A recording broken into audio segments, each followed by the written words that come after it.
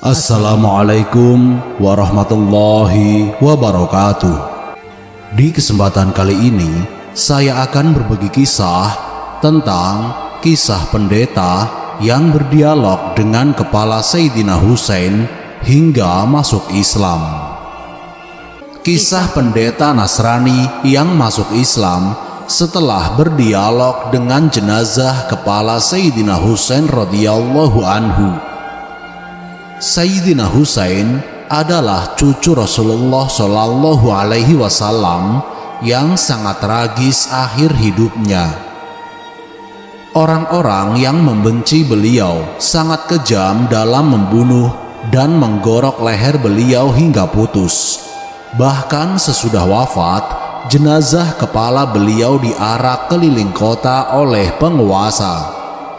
Namun, di balik kisah menyedihkan ini, ada peristiwa goib menakjubkan yang dialami oleh seorang pendeta Nasrani. Ketika sang pendeta bertemu dengan jenazah kepala Sayyidina Husain, hidayah Allah Ta'ala lalu turun kepadanya dan akhirnya ia pun memeluk agama Islam. Berikut kisah selengkapnya. Dikisahkan, dahulu Ibnu Ziyad pernah menginstruksikan supaya jenazah kepala Sayyidina Husain diarak ramai-ramai menyusuri jalanan kota Kufah. Diriwayatkan saat Zaid bin Arqam sedang duduk, kepala Sayyidina Husain lewat di sampingnya. Saat berada di hadapan, Zaid bin Arqam mendengar bahwa kepala Sayyidina Husain melantunkan Quran surat Al-Kahfi ayat 9 yang artinya, atau kami mengira bahwa orang-orang yang mendiami goa dan yang mempunyai rokim itu, mereka termasuk tanda-tanda kekuasaan kami yang mengherankan. Peristiwa itu lantas membuat Zaid bin Arqam merinding hingga bulu kuduknya sampai berdiri. Ia lalu berkata, "Demi Allah, wahai putra Rasulullah, kisah kepalamu lebih mengherankan dan lebih mencengangkan." Kisah ini sebagaimana keterangan Syekh Mufid dalam kitab Al-Irsyad juz 2 halaman 117. Kemudian saat arak-arakan kepala Sayyidina Husain berhenti di sisi sebuah biara, ada seorang pendeta yang menaruh kepala Sayyidina Husain di dalam sebuah kotak. Sedangkan ada riwayat dari Kutub Rawandi yang mengisahkan bahwa kala itu kepala Sayyidina Husain ditancapkan di mata tombak. Kemudian orang-orang duduk mengelilingi dan menjaga kepala itu. Orang-orang itu semalaman pesta mabuk-mabukan miras dan memakan makanan dengan lahapnya. Saat sedang asyik-asyiknya, tiba-tiba orang-orang itu melihat ada tangan yang keluar dari tembok biara. Ajaibnya, tangan itu menulis syair di dinding memakai pena besi. Isi syair itu adalah, apakah umat yang membunuh Husain mengharap syafaat kakeknya pada hari perhitungan? Menyaksikan hal itu, mereka lalu merasa ketakutan. Di antara mereka, lalu ada yang berusaha menggapai pena aneh itu. Tetapi saat hendak diambil, pena itu tiba-tiba hilang lenyap. Kemudian saat mereka mau meneruskan aktivitas lagi, tiba-tiba pena ajaib itu nampak lagi dan menulis sebuah syair. Tidak, demi Allah, tiada pemberi syafaat bagi mereka. Mereka pada hari kiamat berada dalam siksaan yang sangat dahsyat. Lalu tangan kembali menulis syair. Mereka telah membunuh Husain secara aniaya. Keputusan mereka bertentangan dengan hukum Al-Quran. Setelah melihat peristiwa menakutkan itu, mereka tidak nafsu lagi untuk makan. Karena saking takutnya, mereka lanjut memilih langsung tidur. Kemudian pada saat waktu tengah malam, ada pendeta yang mendengar adanya suara yang meratap. Di samping itu, sang pendeta juga mendengar seseorang yang tengah bertasbih. Karena penasaran, sang pendeta lantas berdiri dan mengeluarkan kepala di jendela. Ternyata ia melihat ada sebuah kotak aneh yang berada di samping dinding tidak jauh darinya. Saat itu terlihat pancaran cahaya terang dari langit. Para malaikat turun dari langit seraya berucap, "Salam sejahtera bagimu, wahai putra Rasulullah. Salam sejahtera bagimu, wahai Aba Abdillah. Sholawat dan salam Allah bagimu." Menyaksikan peristiwa goib itu lantas membuat sang pendeta ketakutan dan sangat terkejut. Kemudian sang pendeta memutuskan untuk menunggu informasi tibanya waktu subuh. Di saat waktu subuh sudah tiba, sang pendeta lalu keluar dari biara dan bertanya kepada orang-orang di sana. Pendeta bertanya kepada mereka, "Isinya apa kotak ini?" Orang-orang menjawab, "Ini adalah kepalanya Husain bin Ali." Sang pendeta melanjutkan pertanyaannya, "Siapakah nama ibundanya?" Mereka menjawab, "Yaitu Fatimah Az-Zahra, sang putri Rasulullah Shallallahu Alaihi Wasallam." Mendengar hal itu, sang pendeta lalu berkata, "Celaka kalian atas apa yang sudah kalian perbuat. Sungguh benar apa yang diberitahukan para rahib kami, bahwa apabila orang ini terbunuh, maka langit akan menurunkan hujan darah. Dan ini tidak akan terjadi kecuali ia adalah seorang nabi atau wasi, atau penerima wasiat nabi. Wallahu a'lam bishawab. Sekarang kumohon kepada kalian agar menyerahkan kepala ini kepadaku sejam saja.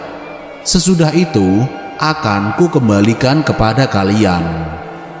Namun orang-orang itu menolak dengan berkata, "Kami tidak akan mengeluarkan kepala ini kecuali di hadapan Yazid, supaya kami nantinya memperoleh hadiah darinya." Sang pendeta lalu mempertanyakan apa hadiah yang akan diberikan oleh Yazid.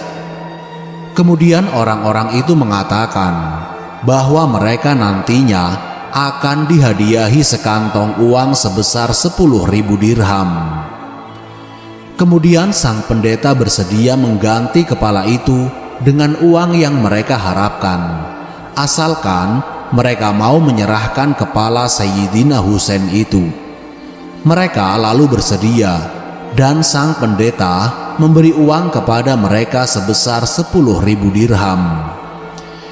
Kemudian kepala Sayyidina Husain diserahkan kepada sang pendeta selama 1 jam saja. Kepala suci itu lantas pendeta bawa ke tempat ibadah. Lalu ia basuh memakai air kembang dan diberi wangi-wangian. Kepala Sayyidina Husain lalu ditaruh di tempat sujud sang pendeta.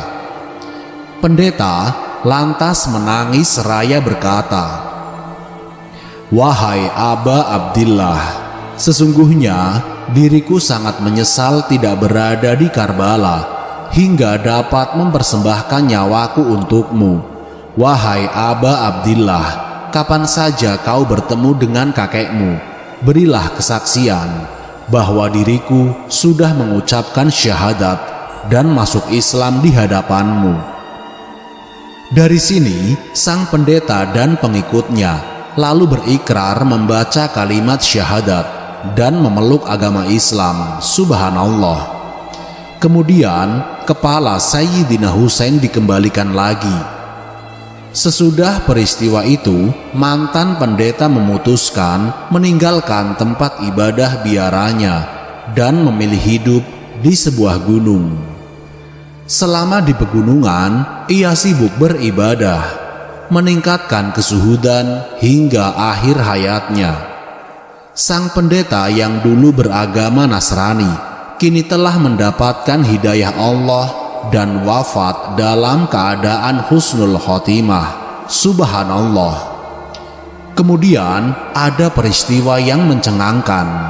Setelah meminjamkan kepala Sayyidina Husain kepada pendeta selama 1 jam, para orang-orang atau pasukan Ibnu Ziyad lalu melanjutkan perjalanan panjangnya. Mereka lalu sampai di daerah dekat Syam. Di sana mereka melakukan transaksi bagi-bagi uang hasil pemberian sang pendeta yang sebesar 10.000 dirham tadi. Namun saat uang mau dibagi-bagi, tiba-tiba uang didapati sudah berubah wujud menjadi tanah liat. Terkejutlah mereka. Dalam riwayat lain dikisahkan bahwa sang pendeta sempat berkata kepada jenazah kepala Sayyidina Husain, "Wahai kepala pemimpin alam semesta, diriku menyangka engkau adalah bagian dari orang-orang yang telah Allah gambarkan dalam Taurat dan Injil dan telah diberikan keutamaan takwil olehnya.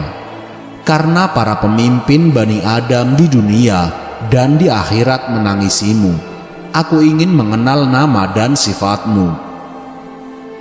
Kepala Sayyidina Husain kemudian menjawab, "Sayalah orang yang teraniaya, sayalah orang yang bersedih, sayalah orang yang berduka, sayalah orang yang dibunuh oleh pedang kezaliman, sayalah orang yang dizalimi dengan perang melawan orang durhaka, sayalah orang yang dengan tanpa dosa hartanya dirampas, sayalah orang yang dicegah untuk mendapatkan air, sayalah orang yang diusir dari keluarga dan negerinya." Sang pendeta kemudian berkata, "Demi Tuhan, wahai kepala suci, jelaskan tentang dirimu lebih jelas lagi." Kepala Sayyidina Husain berkata, "Diriku adalah putra Muhammad Mustafa, diriku adalah putra Ali Murtado, diriku adalah putra Fatimah Zahra, diriku adalah putra Khadijah Kubro, diriku adalah putra Urwatul Wuthqa, diriku adalah syahid Karbala, diriku adalah orang yang terbunuh di Karbala, diriku adalah orang yang teraniaya di Karbala, diriku adalah kehausan Karbala." Saat para murid-murid sang pendeta melihat dan menyaksikan peristiwa menakjubkan itu, mereka lalu menangis. Tidak hanya itu, mereka juga kemudian mematahkan tiang salib. Sesudah itu, mereka lalu mendatangi Imam Zainal Abidin, dan di hadapannya mereka lalu mengucapkan kalimat syahadat dan masuk agama Islam. Allahu Akbar. Demikianlah kisah pendeta yang berdialog dengan kepala Sayyidina Husain hingga masuk Islam. Wallahu a'lam bishawab. Semoga kisah ini memberikan manfaat bagi kita semua. Jika kalian suka dengan channel ini, silahkan klik tombol subscribe. Akhirul kalam. Wassalamualaikum warahmatullahi wabarakatuh.